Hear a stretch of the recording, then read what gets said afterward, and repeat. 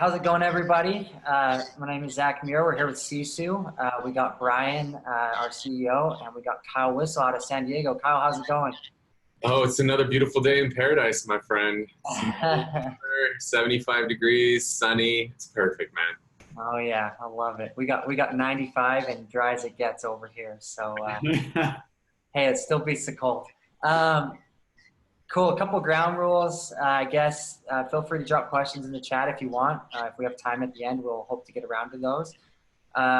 This will be going on Facebook Live as well, so you can hop in on there, and hopefully a couple of you will be joining us over there. We'll give you a few minutes to file in as we get it going. Kyle wants to share, or we wanted to share, any of you who are still looking at Sisu, have not signed up yet, use Kyle's coupon code. We're grateful for him for joining us on this, and wanted to give you all, any of you who want to sign up, a little discount on the product. So the coupon code, which I'm dropping in chat, is just WHISTLE, all caps. So if you want to go ahead and use that as you're signing up for Sisu, or if you're talking to anybody on the team getting signed up, just make sure to mention Kyle, and you'll get that discount there. So wanted to throw that out. As we kind of get started, Kyle, I'd love to just, we put your bio out there, but tell us a little bit about yourself. And I wanted to hear specifically, there was a little fun thing in your bio about the pot-bellied pigs. So I wanted to hear about that one too. Yeah, for sure, dude. So my name's Kyle Whistle. I run Whistle Realty Group at eXp Realty here in San Diego, California. Been in the industry since I was 20. I just turned 37. So I've spent almost half my life in the real estate industry. Kind of worked in all aspects of it. I've done investing, property management, commercial, residential. Within residential, I've done short sales, I've done REOs, I've done luxury, I've done traditional farming, a little bit of everything. Right now we're really working on a lot of stuff with the iBuyers, since that's kind of the next wave and the direction that our industry is headed. So we're working on setting relationships up with some of those guys as well. We've been ranked the #1 team in San Diego County per, let's see, I'm not allowed to say per anymore, as advertised in the Wall Street Journal for the last 5 years now.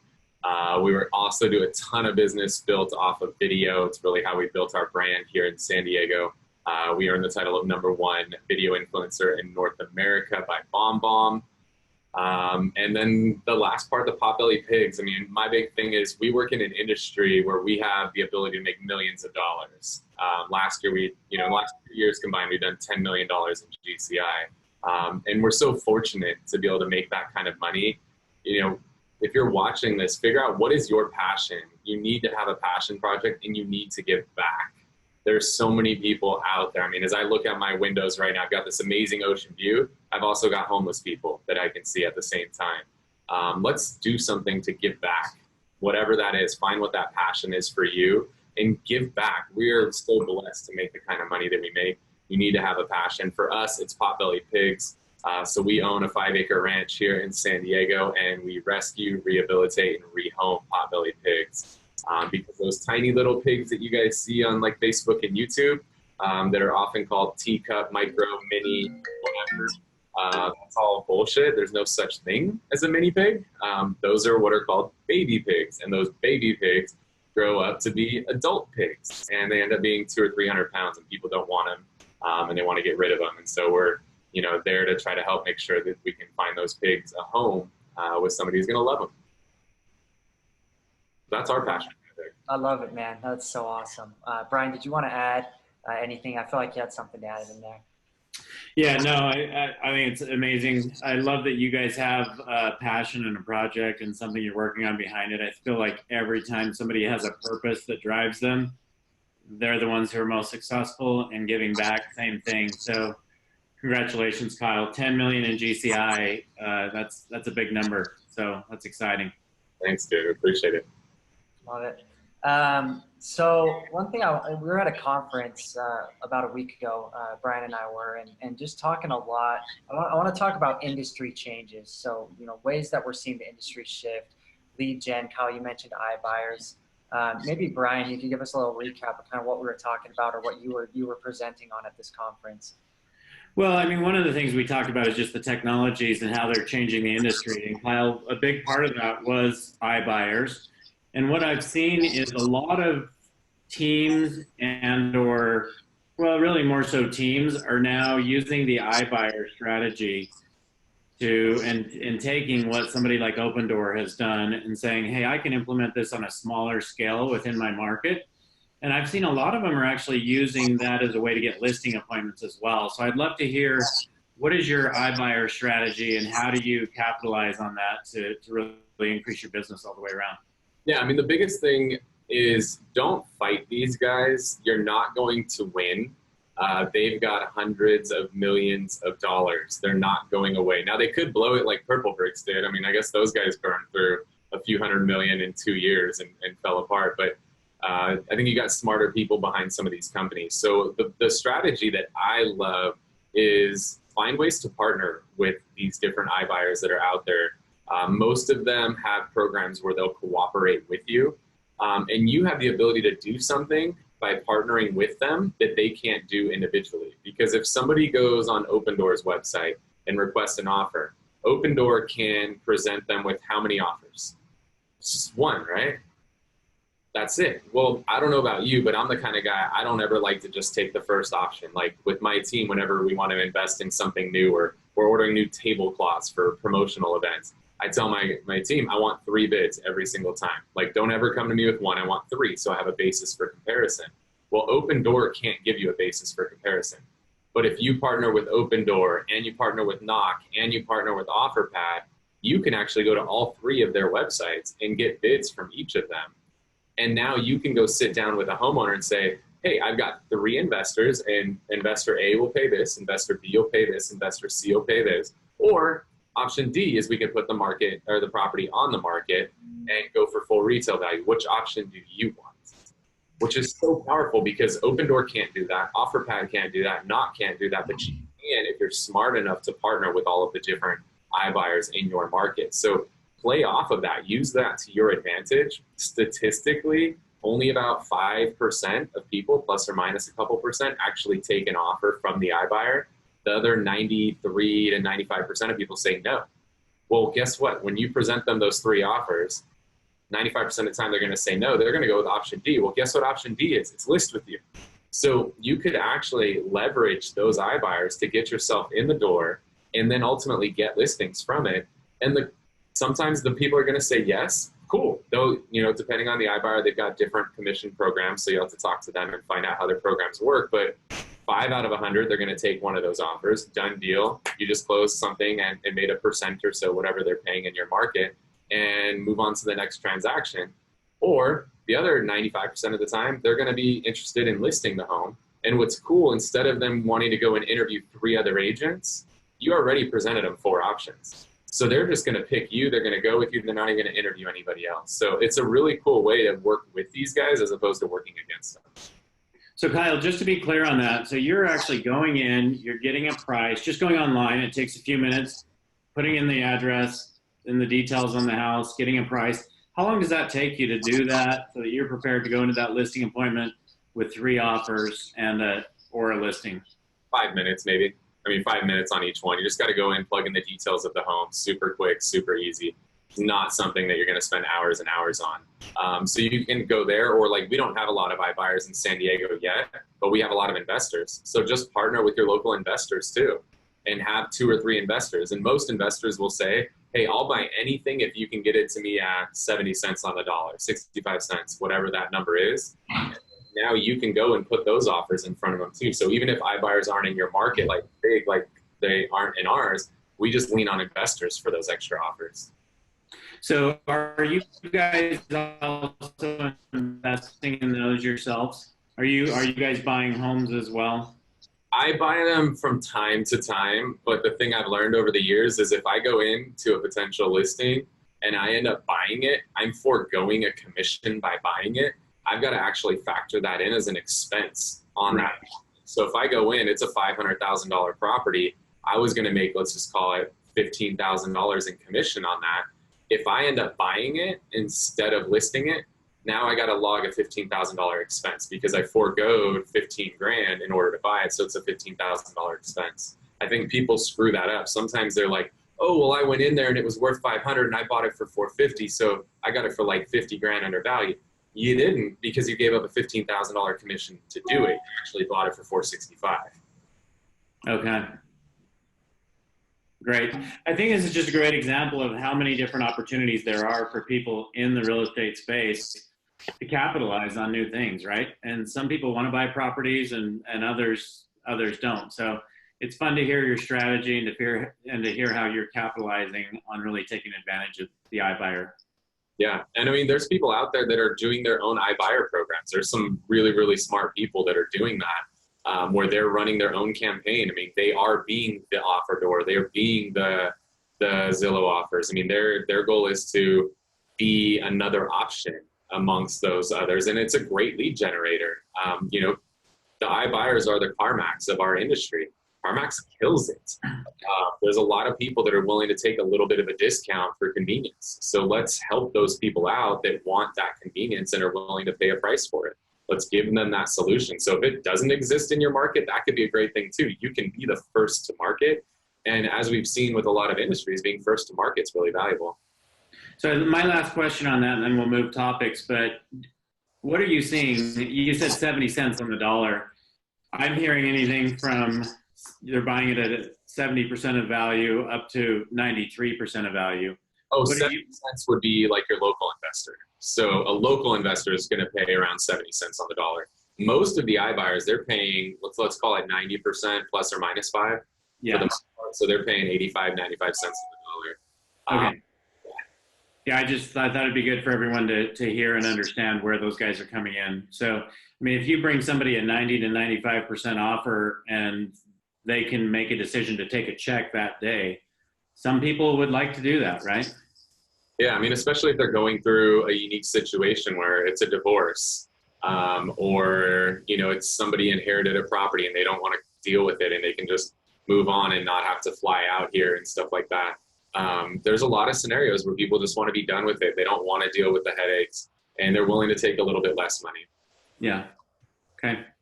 Cool. Let's talk a little bit. I'd love to talk a little bit about Zillow, Realtor.com, kind of their shift in models of, you know, sending leads to 70,000 agents versus selecting 7,000 agents who have, you know, very good conversion ratios. How has that changed the way you guys operate and the way that you look at lead gen in general? Yeah, they haven't made the changes here in San Diego yet, but we know that those changes are coming to where they're going to a referral fee based model. As a team lead, I kind of like that because now I've got less outlay of cash, and I'm really only paying if we're actually converting. So that's kind of a plus. I sort of like that. But the key is these guys are going to be, when they go to this referral based model, the key is you've got to have the highest conversion rates, right? If they're only getting paid when deals are closing, they're not going to give them to the agent that converts, you know, 1 out of 1,000. They're going to give them to the agent who converts 1 out of 100 or 1 out of 50. So it's going to be really, really important to have the highest conversion rate possible on your leads, on your Zillow leads, on your Realtor.com leads, because they're going to, you know, decide how they distribute those leads by and large on your conversion rate. They're not going to keep giving you leads if you can't convert them. They want to get their money, and the only way they're going to do that is if you convert them. So you better have your conversion strategies down. One of the biggest mistakes I see people make is the same mistake that buyers make all the time, and agents get pissed off at them, is when a buyer wants to go see a house for $1 million and we ask the buyer, like, oh, have you had the opportunity to connect with a lender? No, I'm good though. I'll be able to finance it, no problem. You get mad at that buyer, right? You don't want to show them the house, but yet you want to go and pay for these, you know, Zillow leads, these realtor leads, but then you don't have a strategy for what to do when those leads come in. So you got to know what you're going to do with the leads when they come in, when they first come in, and what you're going to do day 1, week 1, month 1, year 1, year 5. Like, you got to have a plan in place. And too many people don't have that plan in place. They just hear, oh, so-and-so, you know, did $1 million GCI last year from Zillow. All right, I'm going to go get Zillow leads. But they're not listening to the part where the person told them how they converted those leads into $1 million in GCI. So you've got to have a plan in place. Yeah, so something Zach pointed out was that Zillow, and I've heard this, Zillow's moving from 70,000 down to 7,000 agents. 70,000 agents marketing to 7,000 agents that they're actually going to be giving these to. So Zillow is going to be tracking these conversion ratios. You're talking about a strategy that makes it so that you can convert these people, but how many agents are really actually even tracking how many of those they're converting? Do most agents track that?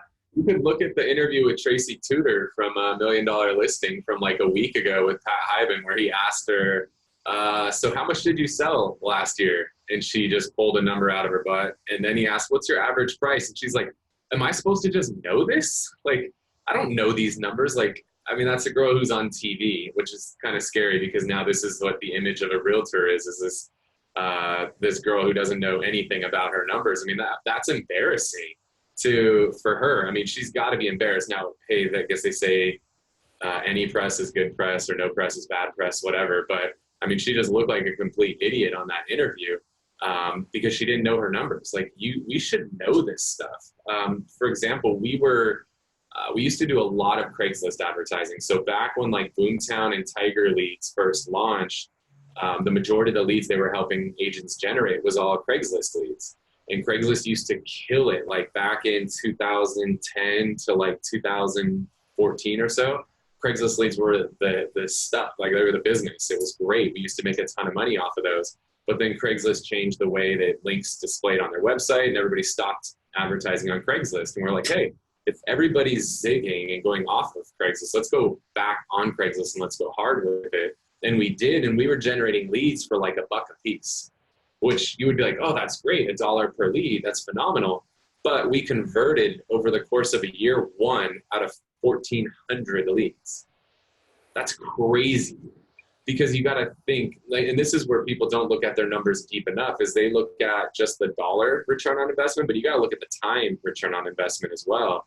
Because think about how much time we invested to follow up with those 1,400 leads to get one. Like, it was a huge place. So, you know, one, you should know your return on investment. Now, on a dollar ROI, it actually made sense, right? $1,400 to get one transaction that we made like $6,000 off of. That was like, you know, 300% return on investment. But we followed it with 1,400 leads. We could have taken that time and spent it on other things, on leads that are further down the funnel, like a Zillow, a Realtor, truly a lead, which we see much higher conversion rates on those. Yeah. Yeah, it's interesting. So many people, I see people spending time in areas that, I mean, they don't know. They're just told this is how you generate business. I've seen people who will circle prospect, you know, 6 hours every day and never sell a house from it, right? So I think that's a good point, is not only measure your dollars spent, but your time spent. Yeah, you got to look at both of those. Because if your conversion rate dips so low, like even for us, Facebook, I mean, we're converting at a fraction of a percent. Is it really worth it for us to be doing that? Because it actually has a negative effect on your agents. You know, if you're running a team and you're providing these leads to your agents, but they're converting at a fraction of a percent, what does that do to the psyche of your agent when they get that lead? They're like, these leads suck. Like, I can't convert these. And they're going to talk to, you know, they're going to talk to Sally. They're going to talk to, you know, Bobby. And Bobby's like, I can't convert them either. Sally's like, I can't convert them either. And then it gets in their head that the leads suck. And now your $1 Craigslist lead is thought of, or your Facebook lead is thought of the same way that your $200 Zillow lead is thought of. So that's a great point, Kyle. I think everyone who runs a team has a real challenge with, how am I going to keep my agents engaged and excited and not get the ebb and flow, right? I mean, this business is known for its peaks and valleys. So how do you keep your agents up here? What works for you in your business? The biggest thing for us, we have a philosophy here that we praise in public and punish in private. And I think that's really important. So when we pull the numbers up on the board, I don't harp on the people who are not doing a good job. I just praise the people that are doing a good job. And then in private, then I'll pull somebody aside and say, hey, you know, when we pulled the numbers up earlier today, it looked like you're a little bit off. And this is my favorite line in the world, is everything okay? It's the best line you could possibly use with an agent that's not hitting their goal. Because if you come at them and be like, hey, you didn't hit your numbers, what's the deal? Or why didn't you do it? Like, you're immediately putting them on the defensive, and that's a tough conversation. When you come in there and just ask, is everything okay? You come from Tom Ferry calls it a carefrontation. as opposed to a confrontation. And so you're showing that you actually care about them. And you don't know, maybe they missed their goal because their dog died, or, you know, somebody in their family got diagnosed with cancer. You have no idea what's going on in people's lives. So before we jump in and start to hammer them about why they didn't, you know, accomplish their goal or do what they were supposed to, just as a team leader, now change that. Hey, is everything okay? Yeah. Amazing. It's such a powerful question. It's really revolutionized the way that I handle accountability with my team. So two words that you just mentioned are goals and accountability. There are so many team leaders, I think, that don't really have goals for their agents and don't hold them accountable. From the sounds of what you just said, it sounds to me like you're actually talking about their numbers in every meeting. Do you want to talk us through how you do that? Yeah, so I leave a lot of that up to my sales manager because he's much better at it than I am. But a big thing that we've learned over the years too is not every agent's the same. And we've got to understand that when we're coaching our agent, we've got to sit down with each agent individually and understand what are their goals. And we've got to custom tailor a plan to help them accomplish their goals. And we've got to understand that what Zach's goals are and how he wants to accomplish them are going to be different than Frank's goals and how he wants to accomplish them. Case in point, we've got a girl on our team named Jody Lynn, and being on the phone terrifies her. Like we kept trying to push her to get on the phones and make her dials, and that's just not her thing.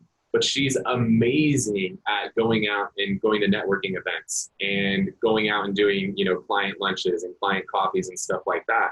So when we, you know, she says, this is what my goal is. When we build the plan of how she's going to accomplish the goal, it's not about how many hours of prospecting she's going to do. It's about how many coffee meetings she's going to do. It's about how many networking events she's going to go to. And so one of the things that we love with Sisu is the ability to put custom activities into the system for our agents to track, because we've learned it's not a one-size-fits-all approach for every agent that's out there. So when we sit down, and that's the important part of one-on-one coaching, is understand each individual agent's goals and their strengths. Because if we keep trying to fit square pegs in round holes, like with her trying to make her make phone calls when she's much better at coffee meetings, we're just going to keep beating our head against the wall, and it's never going to work. So as soon as a team leader, you start to help your agents accomplish what their goal is. And some agents maybe want to sell 12 homes a year. Some want to sell 100 homes a year. Well, we're going to coach those agents differently too. But if we know the goals, then we can hold them accountable to the goals and what it is that their strengths and weaknesses are going to be best suited for. Yeah, that's great. So it's fun to see these different teams and how they operate, and these different coaching companies.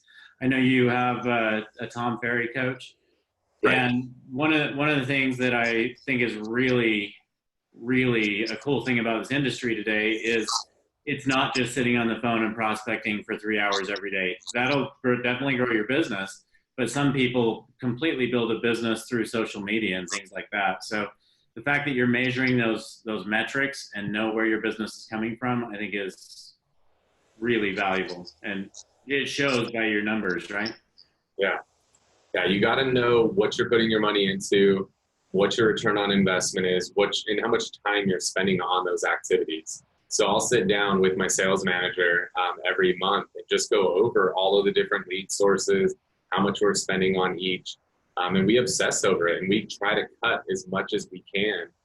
There used to be something on the radio show here in San Diego, and they had a segment called Pump It or Dump It.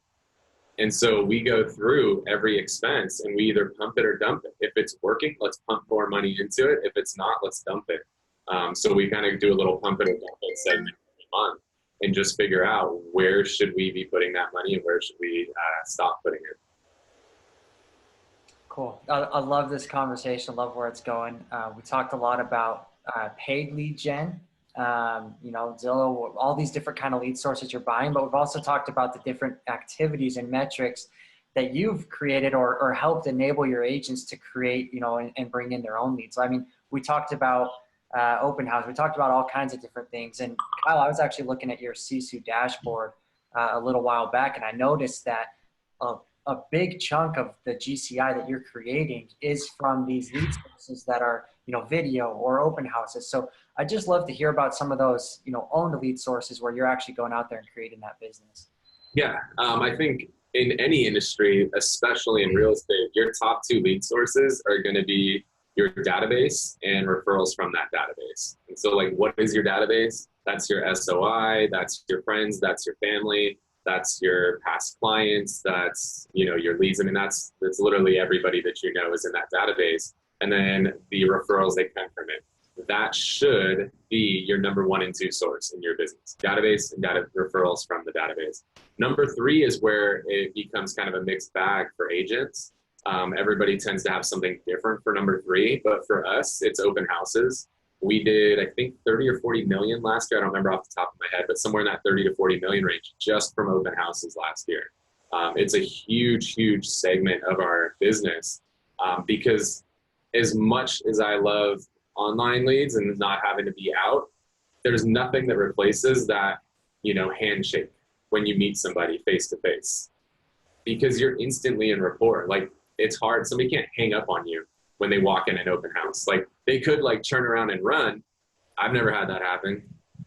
So I think it's really important that we can do things where we get face to face with people, and there's no better way to do that than with open houses. What I believe that's really important, though, is our video presence, our video strategy really helps a lot with our open houses, because we brand ourselves with video by doing really cool videos within the community where we feature local businesses, local restaurants. We tell the stories of the community. We partner with historical districts and stuff like that to tell the stories of our community. So it gets our brand in front of our audience on a regular basis. And now when they show up at the open house, they already know who we are. We're instantly in rapport with them, because in order for somebody to work with you, they got to know you, like you, and trust you before they'll do business with you. Well, video's gotten them to know us, like us, and trust us. So now when they walk in the door, it's all, you know, it's all down to business at that point. We don't have to break the ice and build rapport. That's already been established via the video before we've ever even physically met. So now they come into that open house, and our conversion rate on our open house leads is through the roof. I mean, like I said, it's literally our number 3 source beyond database and referrals from it. So we love open houses. We go super, super hard on them. It's a big part of our business. So Kyle, let's dig a little bit deeper into your open houses. Obviously video is a big strategy in getting them to trust you. What are you doing to drive people into your open houses? What are the other things that you're requiring of your agents every time they do an open house so that it's a success, rather than showing up with a balloon on a sign and having nobody come in the home? Be careful with that required word. These are independent contractors. There's just expectations. Yeah, okay. What do you do to train your agents to be successful? Yeah, so we look at launching a listing onto the MLS like Hollywood looks at launching a movie. And so Toy Story, you know, came out recently from Disney. Disney didn't just decide on a random Friday, like, hey, today's a good day. Let's throw the movie up today. This is great. No, like, there's a buildup before Hollywood launches a movie. There should be a buildup before we launch a property onto the market. And I think a lot of agents miss that opportunity. So we have a whole strategy that we use during the launch week.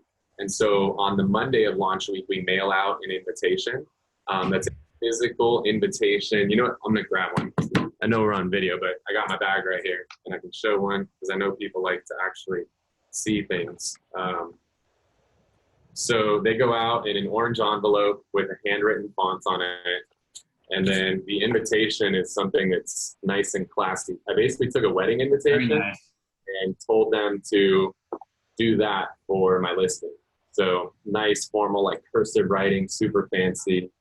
So these are 8.5 by 11. These get mailed out on Monday of launch week. On Tuesday, we start running social media ads via video. On Wednesday is when we actually launch the property on the MLS. We're very strategic about when we launch because we want to make sure that the property is visible on all of the big websites when people are on them. And studies have shown that the majority of search traffic online is not on the weekend, like a lot of people think it is. It's actually Monday to Friday, 9 to 5. That's when people are searching. Yes, that's when they're at work. That's when people search for homes while they're working. Sucks for you if you're paying people that are 9 to 5 employees because they're searching for homes while you're paying them. But it is what it is. So if that's when people are searching, we want to make sure our properties are there. So we know that's the time, but we also know the days. Thursday and Friday are the 2 busiest search days of the entire. because Thursday and Friday is when people are planning what to go see on Saturday and Sunday. So they're seeing property Saturday, Sunday, they're searching Thursday, Friday. So we want to make sure our listings are on every website there is by Thursday. And while the good websites like a Zillow or a Trulia, those are syncing up literally within a matter of minutes, the shitty websites out there don't sync up till overnight. So we need to make sure we get our listing up on Wednesday so that when those other websites sync up overnight, our listings are there on Thursday. So it's very, very strategic, the date that we launch. We don't allow showings until the first open house. So Thursday, nobody can see it yet. So we're getting people, they all want to see it. When can I get in? When can I get in? You got to wait till the open house. Thursday, we deliver invitations to everybody in the neighborhood. Friday, we use a service called Cole, C-O-L-E, Cole Realty Resource, and basically put a pin on a map, draw a circle, half a mile around it, pulls in the names, phone numbers, email addresses of everybody in the area. I plug that into another system called Agent Legend, and then that will fire off a voicemail drop, a text message, and an email to everybody in that radius. And that goes out on Friday. And then we like to do the open house on a Friday night. So if you think about before the open house occurs, they've gotten an invitation in the mail, they've seen it in their social feed. If they've searched the portals, it's been on there, or they have any searches saved, they've gotten a notification. They've got something at the door, they got a call, a text, and an email, and then they're gonna see our signs. So we've hit them like 8 times before they've ever even walked in the door. How many other agents are doing that, right? None. When we do these open houses, typically out of every 2 open houses I do, I get a listing. And half of the time, it's somebody who just walks in and they've literally got all the marketing materials in their hands. Like, I've never seen anything like this. I want to sell my home and I'd like to talk to you about it. It happens all the time because nobody's going all out like that. Most agents, they don't even decide to do an open house until maybe Friday. And then their open house starts at 1 o'clock on a Saturday and they show up at like 12:45, throw 2 or 3 signs up and hope people show up. That's not going to fly. If you're going to do it big, like go all out with it. So that's really what we do. We always like to have food and drinks. So the one I'm doing this upcoming Friday, it's in Ramona, Ramona is a big wine region in San Diego. So we'll go to the local wineries. We'll get a really nice cheese platter brought in and invite everybody in the neighborhood to come and check it out. We do that on a Friday night.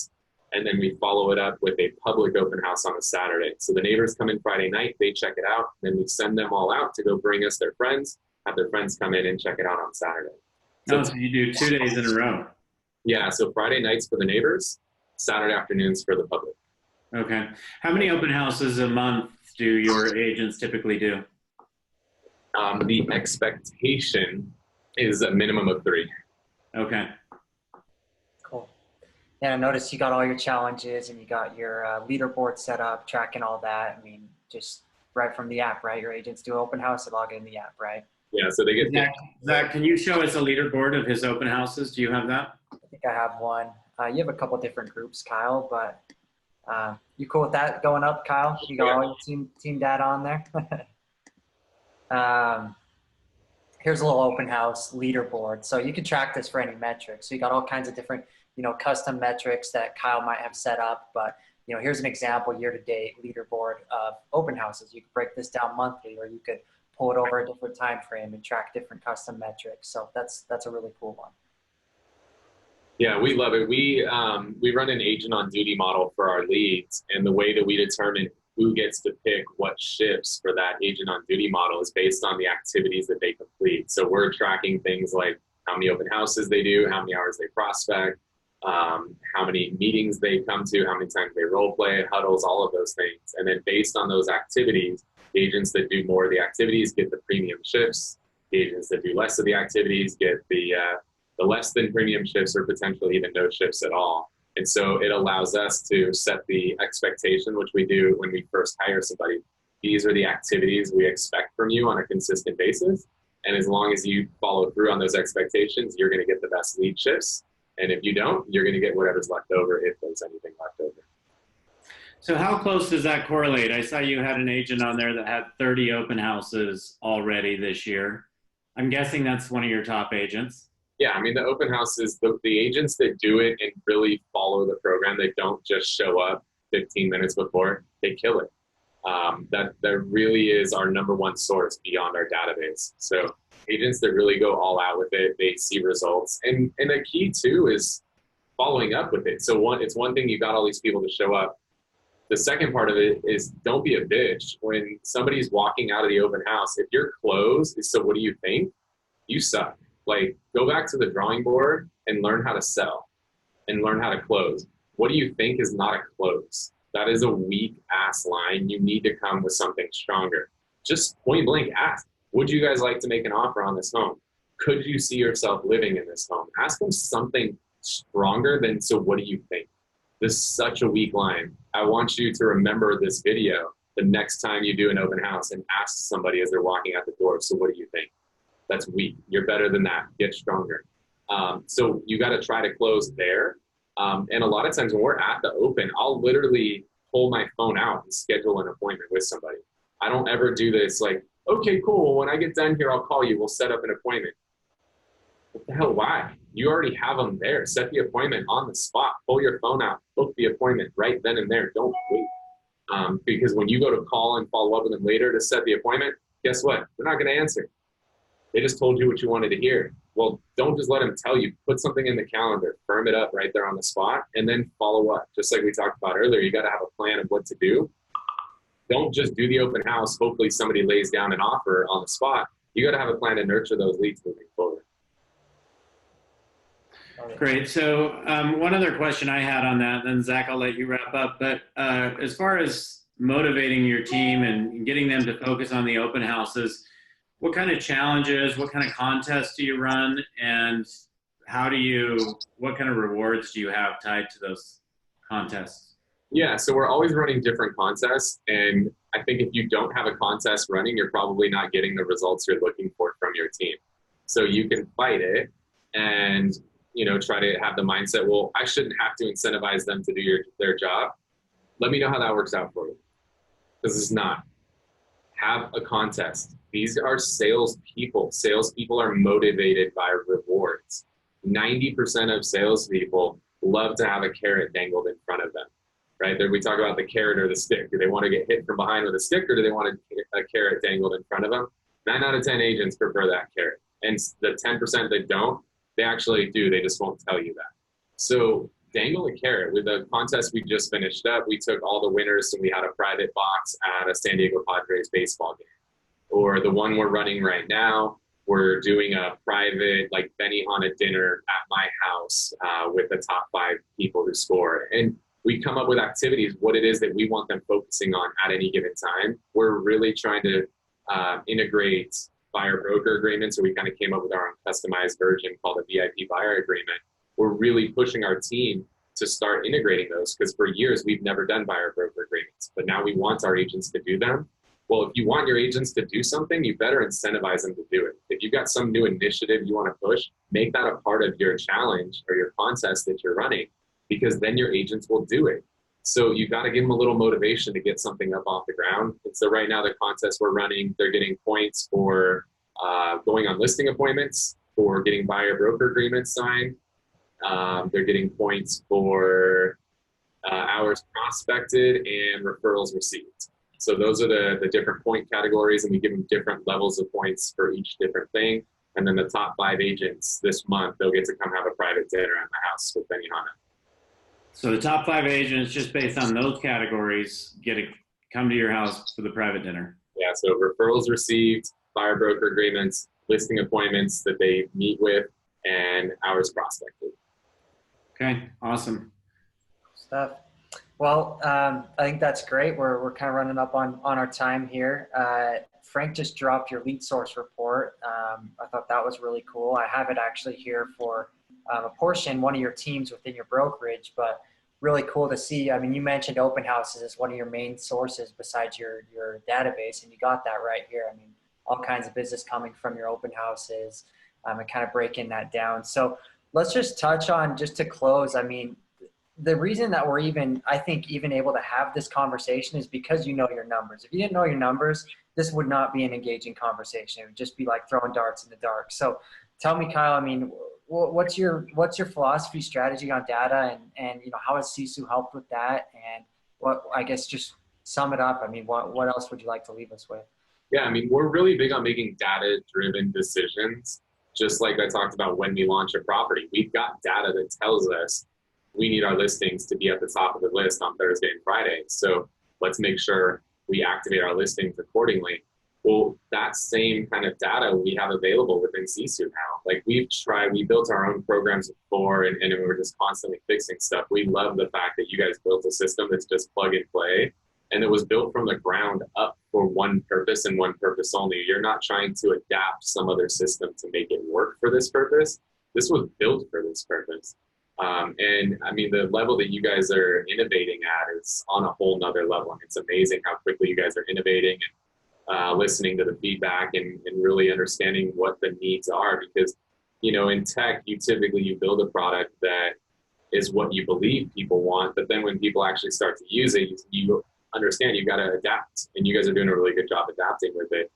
So it's really helping us out. Like when we do our pump it or dump it sessions, the fact that I can just sit there and pull up the report for this year or this past quarter or this past month, and we could see all of that data between my sales manager and I, it really helps us to make data-driven decisions on what sources to pump money into and what sources to dump.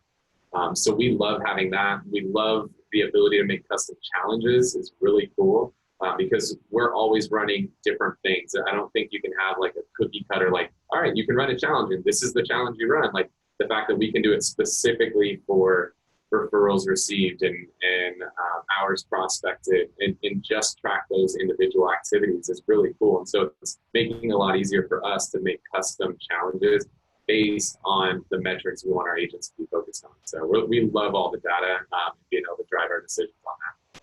Yeah, one thing I talk about a lot is your team, most admin teams are running 100 miles an hour trying to track all this data, and the agents never see it, right? So agents have it on their phone, they have it on contests, leaderboards, and now everybody's making data-driven decisions. Very cool. We're synced up. We're using RealSync, which is really helping out. We run Boomtown as a CRM, and RealSync is connecting Boomtown to the Sisu platform. So that's even helping too, because now a lot of the stuff that the agents are doing in Boomtown is automatically being tracked in the system. And so those integrations, I think, are really important to automate that stuff as much as possible. Great. Well, we'll keep working on those and adding more, Kyle. Yeah. Guys, slow. Cool. Hey, once again, if any of you are looking in, want to learn some more about Sisu, make sure you reach out to us at our website, request a demo there, or you can do a free trial. Use Kyle's coupon code. What that does is that gets rid of all your onboarding costs, and then we'll take care of the data import for you. So if you have spreadsheets where you've been tracking all this data for a long time, you just dump those spreadsheets on us. We'll figure out how to get them into the system. You don't have to spend hours formatting and doing all this. You know, we've seen hundreds of these spreadsheets. We know what's going on, and then we'll consult with your team and get them all ready. It's going to be a really smooth process. So, yeah, that's all from me. You guys got anything else to add before we tie this up? Yeah, I would just say, if you guys want to stay in contact, follow me on Instagram. Don't add me on Facebook. I can't add anybody on Facebook. Follow me on Instagram at Kyle Whistle. Or if you do want to connect on Facebook, we have a group called The Whistle Way, where we share all the different things that we're working on in our office. We share little snippets from our office meeting, the technology that we're using, all that fun stuff. So it's a great way to stay connected and kind of keep the learning going. And that's also, we do private mastermind events, and we always announce those masterminds in there first. So if you want to find out about those before they go public to everybody else, The Whistle Way on Facebook's a great way to stay connected. Cool. Kyle, thanks again for joining us, and congrats on your success. And thanks again for all your feedback for us. We love hearing from our customers so that we can improve our platform for you. So thanks a lot, and looking forward to your continued success. Cool. Thanks for having us, guys. See you guys. All right. We'll see you later.